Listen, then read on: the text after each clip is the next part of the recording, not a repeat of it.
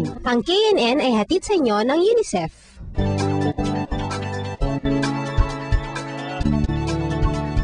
Alam mo, ang swerte ni Sapphire dahil isa siya sa dalawang kabataang Pilipinong napiling ipadala sa China.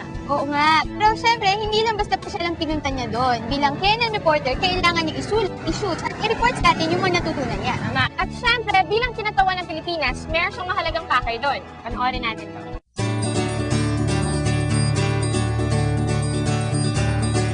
Children are the best advocates for their rights. Ito marahil lang nasa isipan ng karamihan sa aking mga kasamahan sa biyaheng ito. Ang ipinunta namin talaga sa Beijing, China ay ang First International Forum on Children's Development na ginanap noong October 29 hanggang 31, 2005. Ang forum na ito ay isang joint program ng UNICEF China at ng China Songqing Ling Foundation. Ang layunin nito ay mapag-usapan at masolusyonan ang mga problemang kinakaharap ng mga bata sa Asia. Ang China Songqing Ling Foundation ay pinangalan mula sa yumaong Pangulo ng Republic of China, si Songqing Ling. Kabilang sa mga layunin ng institusyong ito ang pagpapaunlad sa edukasyon, kalusugan at proteksyon ng mga kabataan. 20 lang kaming mga youth participants sa forum na ito. 10 ay Chino at ang iba na may taga-Cambodia, India, Thailand, Vietnam at Pilipinas.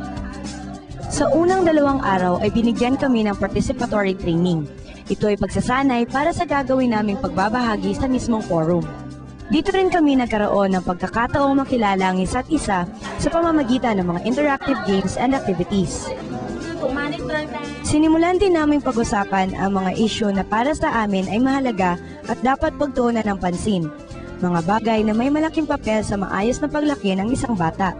Sa wakas ay dumating ang unang araw ng forum. Dito sa Great Hall of the People ginanap ang opening ceremony na dinaluhan ng halos 300 katao. Karamihan sa kanila ay eksperto sa iba't ibang issue.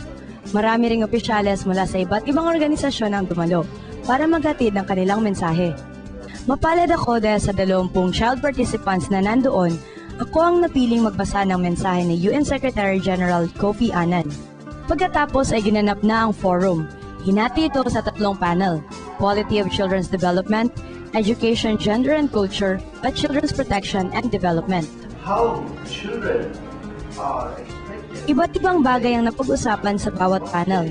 Nagpahayag ang mga panelists ng kanilang mga ideya tungkol sa mga usaping may kaugnayan sa edukasyon, kalusugan, kultura, child protection, at iba pang masasalang paksa. At syempre, hindi naman nagpahuli ang mga kabataan. Nagbigay din kami ng aming mga opinyon at mungkahi. We had a chance to learn what gender equality is. Sa pagwawakas ng forum, nag-ulat ang kinatawa ng bawat panel. At maging kaming mga kabataan ay nagbigay ng aming report. Natapos man ang forum, hindi doon nagtatapos ang aming responsibilidad. Pagbalik namin sa aming bansa, ay dala-dala namin ang kaalamang dapat naming ipamahagi.